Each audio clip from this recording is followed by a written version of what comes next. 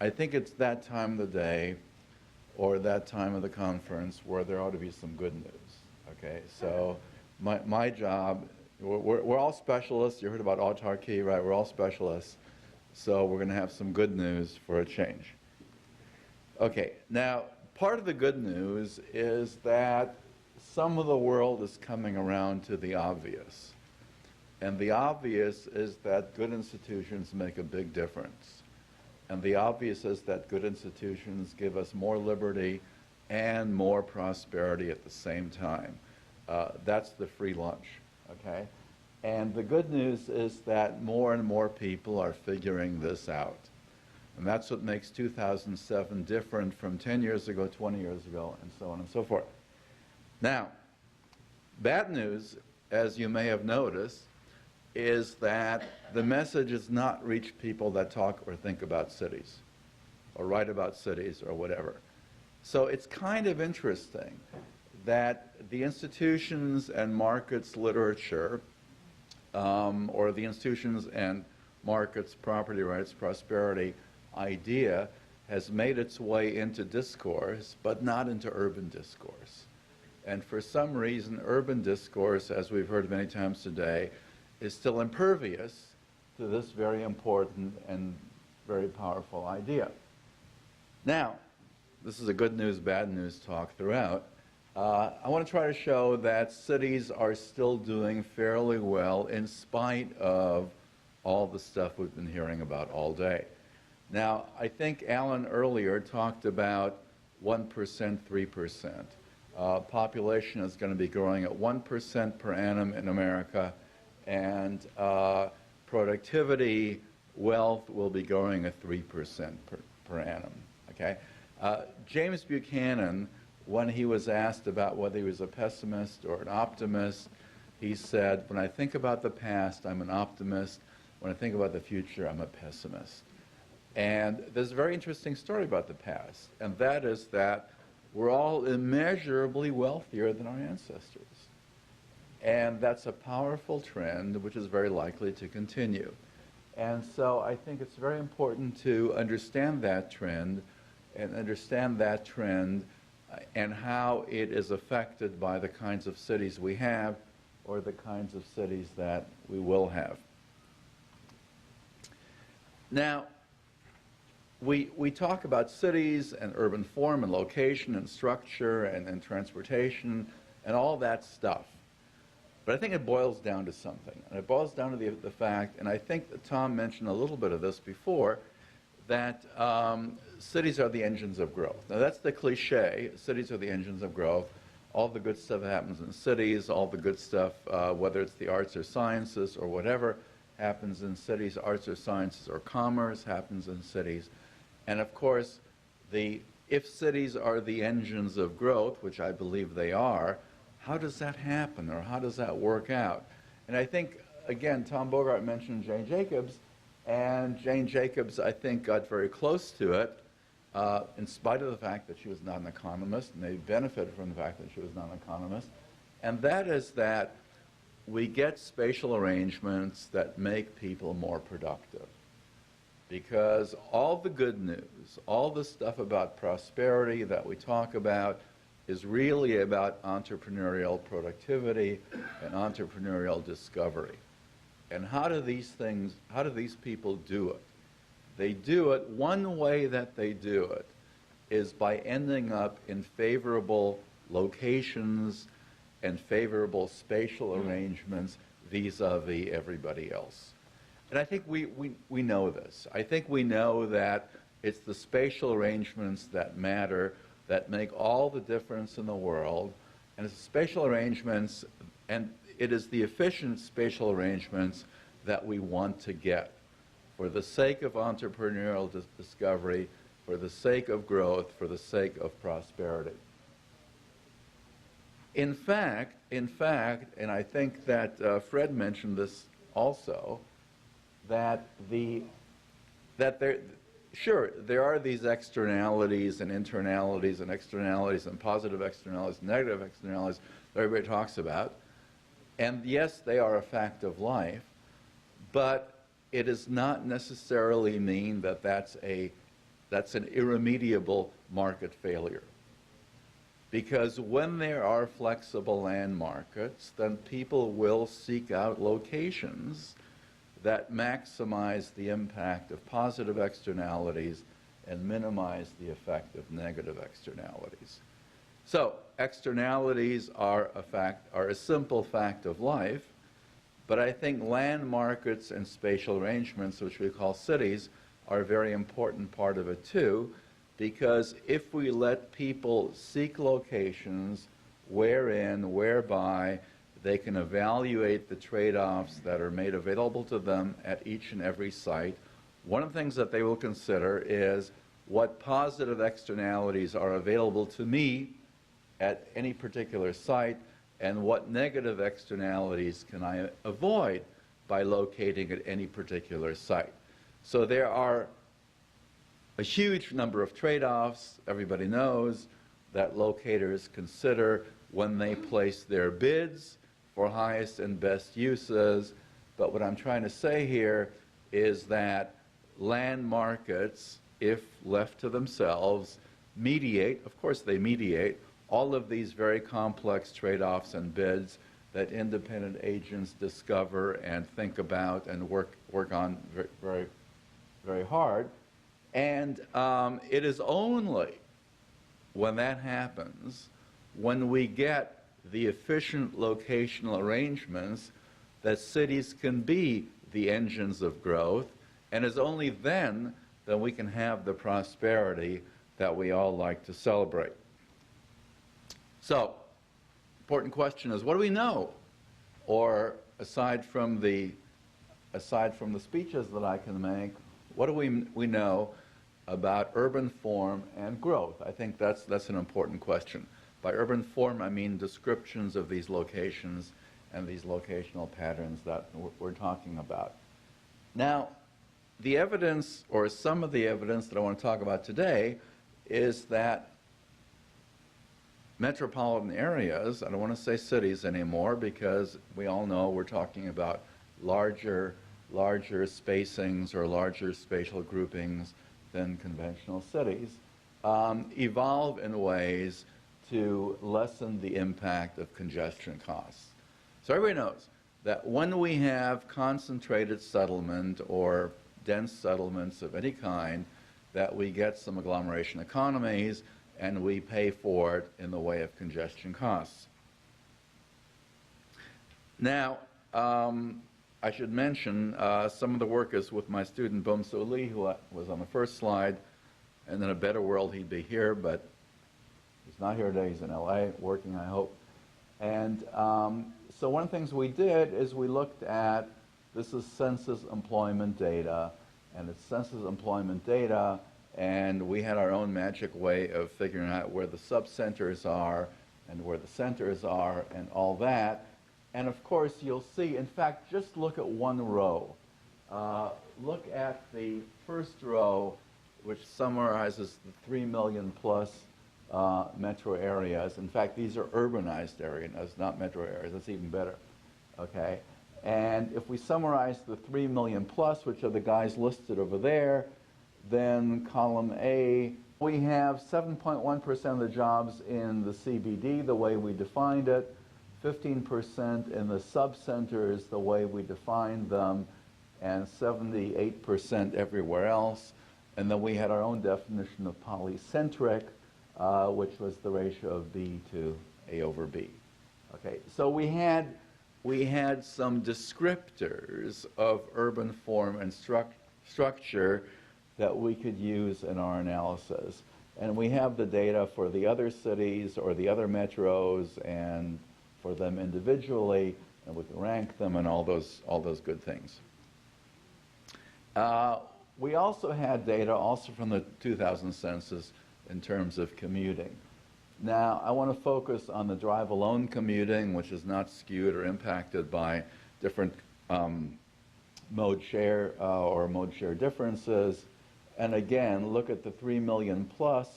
The 3 million plus people that worked in the CBD had the longest commute. People that worked in the sub-centers had a much shorter commute. And The bulk of the jobs are in the dispersed areas, which have the shortest commute. Now, it varies over these places, but of course, there is good reason to see why this kind of employment dispersion goes on. So it's not just a matter of population dispersion, it's a matter of jobs dispersion, and it's a matter of jobs and people co-location. Because the reason urban scale and urban size doesn't cause commuting to go totally to hell is that people are not fools. Both employers and employees make strategic decisions about where they want to be, and as I said before, they're making very complex trade-offs that work for them.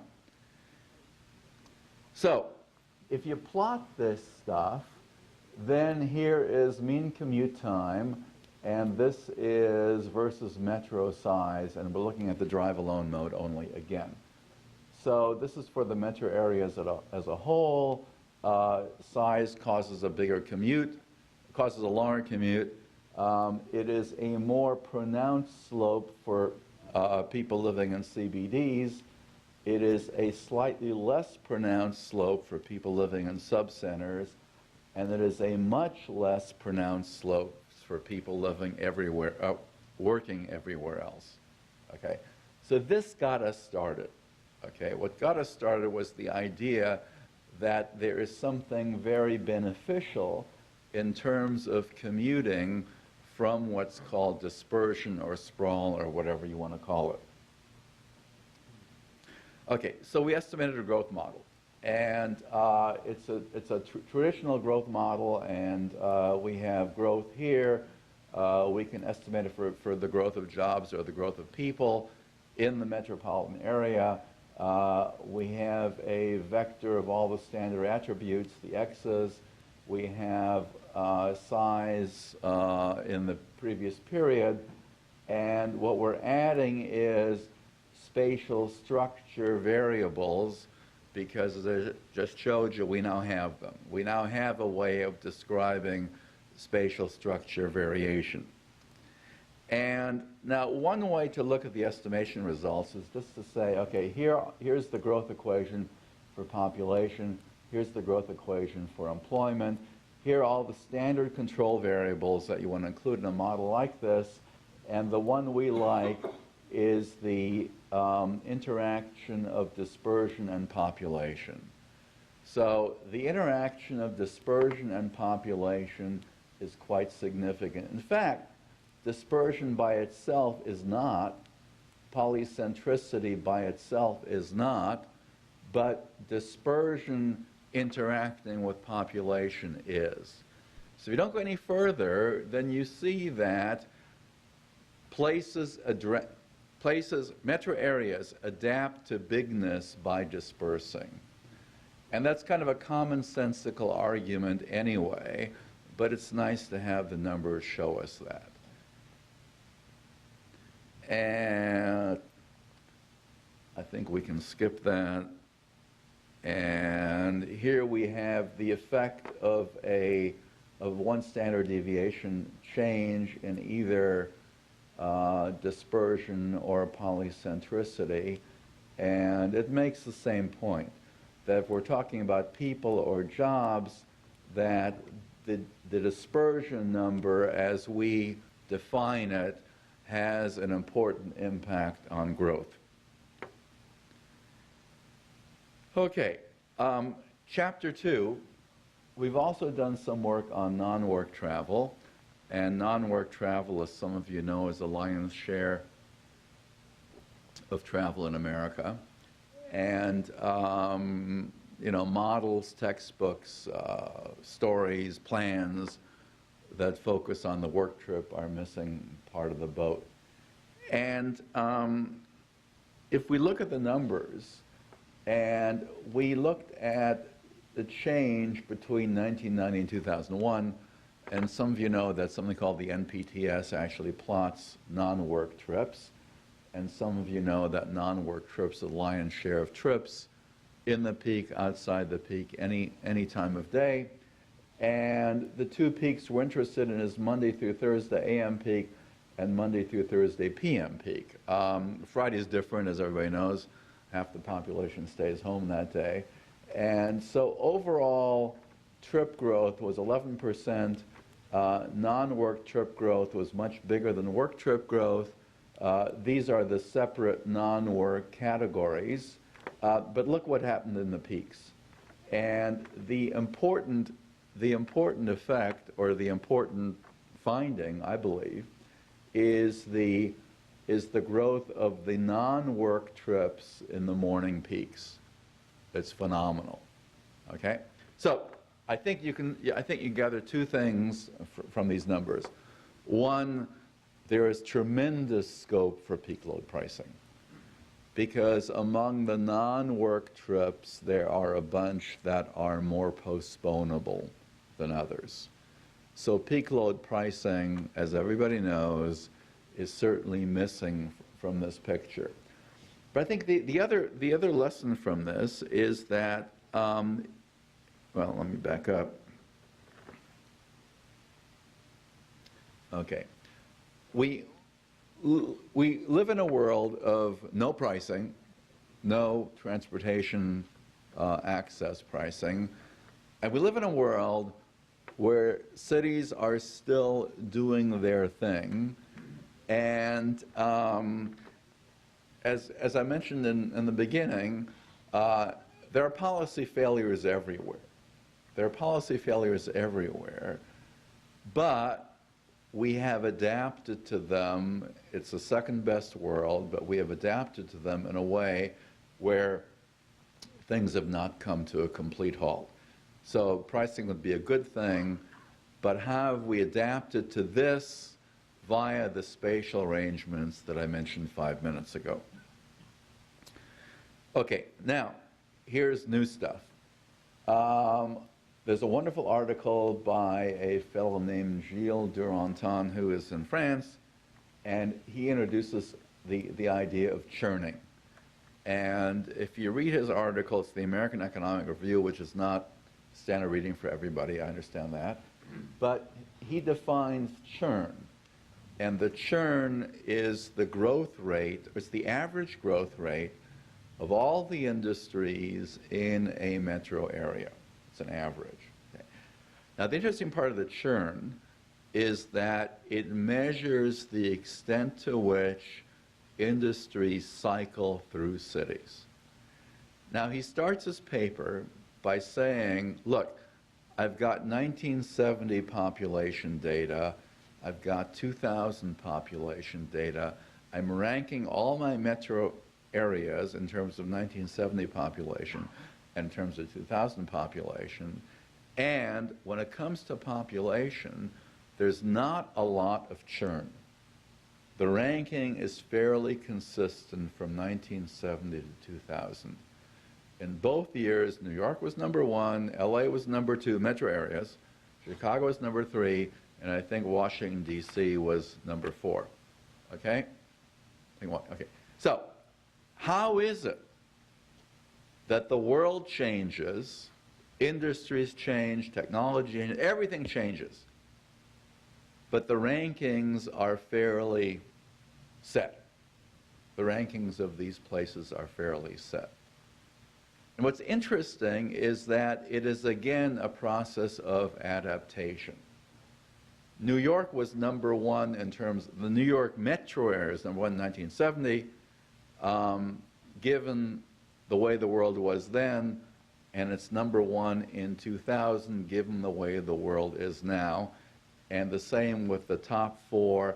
In fact, there is greater flipping or changing of ranks as you get down the urban hierarchy. So the big places are somehow able to, not all of them, Detroit, of course, an example, a counterexample. Okay, a lot of the big places are able to maintain their place and their ranking in light of all these changes that are going on. So this is more adaptation. Okay, so let's just do correlations for a minute, and we'll skip the regressions till next time. Okay, so here are these urbanized areas. Growth, churn, commuting data as I've shown them, and this is metro area commuting data, all right, or commuting times, and population. Well, churn and growth go together. Places grow because they can churn, okay? And and this is churn as defined by that sector, intersector overall average, which I mentioned. Interestingly, commuting times are independent of churn, and commuting times do not restrict growth. How is it that commuting times do not restrict growth? Because of the adaptations that I mentioned. That's the only possible explanation. Okay, so we see growth is accompanied by churn. We say growth or churn are not accompanied by longer commutes. And we infer that growth and churn are facilitated by an adapting urban structure which mitigates some of the obvious congestion problems that we talked about.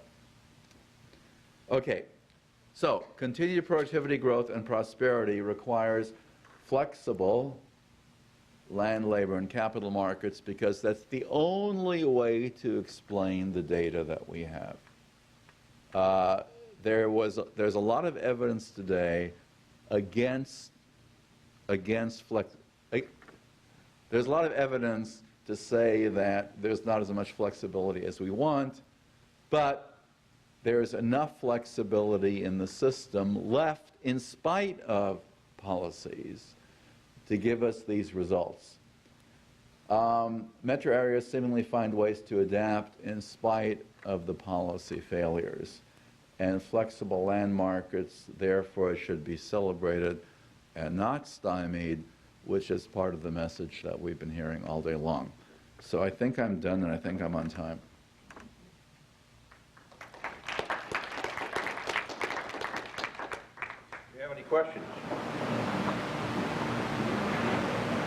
Doctor,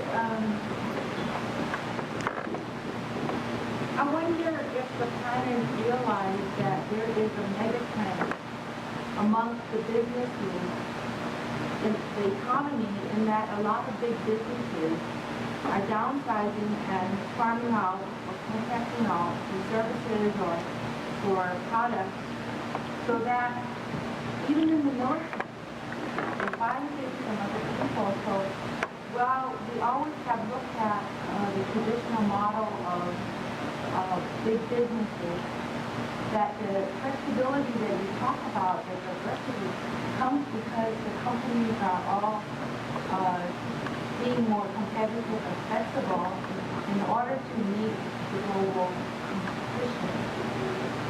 And has the planning, have the politicians realized this? Okay, I'm not sure what they realize and what they don't realize. I mean, it's easy to say that a lot of the decision-making is out of touch with a lot of the realities. And I think sort of a punchline to what I'm saying is that, you know, it's messy out there. It's certainly messy in terms of what policymakers are doing or trying to do. But what I want to emphasize is the capacity of markets to overcome some of that stuff.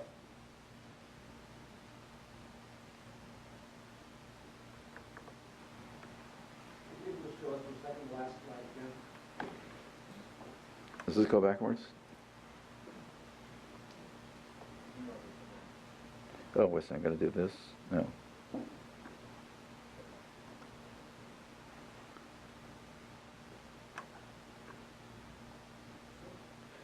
No, I can't because I'm not a Mac user. Go ahead.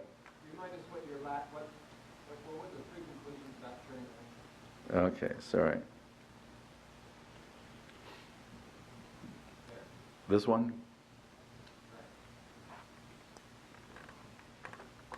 I mean, the fact that growth and churn go together is obvious because you couldn't have growth if it wouldn't be happening. But the article where I got the churn idea talks about how industries are recycling through cities. And so the additional story that I want to get at is how spatial change, or the possibility for spatial change, facilitates that. And have you developed any measures of what stops this from happening? Well, I'm shocked that we do as well as we do. yes. All right, but we're all sort of here enjoying life.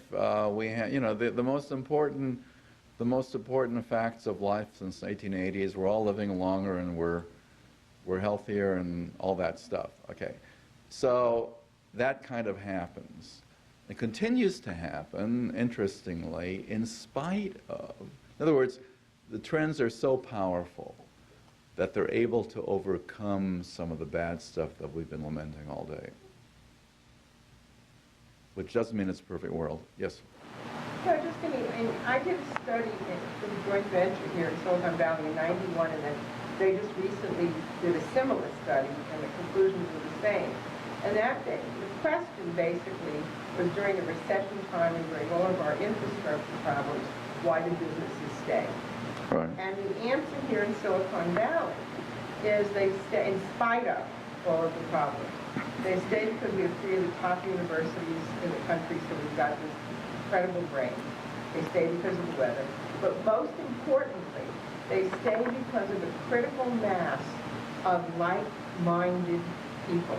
Sure. You go into the restaurants, you know, bowling alleys or any place else, and they talk high tech. Right. And you know, this is the fount of high-techness of the world, so to speak. And so buying decisions, staying decisions, are based on some very personal and vastly different people kinds of decisions and priorities. And the fact that the structure and the systems allow for that kind of flexibility, I think, is critically important, because nobody else can make those decisions. Sure. Well, I mean, this is what I was saying. I said, you know, cities are the engines of growth. Agglomeration economies are important. Can we continue to get enough of those in light of all the problems? John Quigley wrote an important paper a while ago asking why there wasn't a housing bust when there was a tech bust. The tech bust was the late 90s. The housing bust didn't come till many years later. And it's not really a bust here. Well, anyway, his answer was that it's a large metro area with a fairly decent transportation system, and people that lost their jobs could find another job in the metro area without selling their house. I think we need to Yes. move on here. Thank you very Sure much. do. Thank you.